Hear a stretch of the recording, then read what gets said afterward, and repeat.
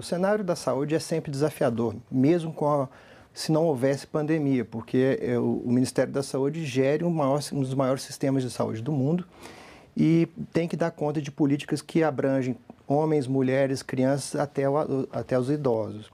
Mas com a pandemia, evidentemente, isso ficou mais desafiador e a gente pode listar três desafios especiais. Um que não seria tanto novidade em si, que é continuar as ações de enfrentamento à Covid-19.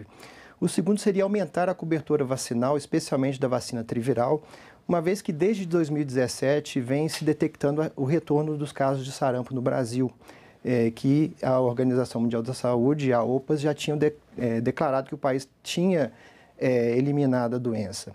E a terceira seria dar conta da demanda reprimida de procedimentos eletivos que foram cancelados em razão da Covid-19. Procedimentos eletivos são procedimentos não urgentes, cirurgias e exames que nesse momento provavelmente serão retomados. E daí a importância da discussão que terá hoje no Senado Federal em razão da votação do projeto de lei complementar número 7 de 2022, que pretende destinar recursos às Santa Casas, que são parceiros fundamentais do Sistema Único de Saúde, para que essas pessoas sejam devidamente acolhidas.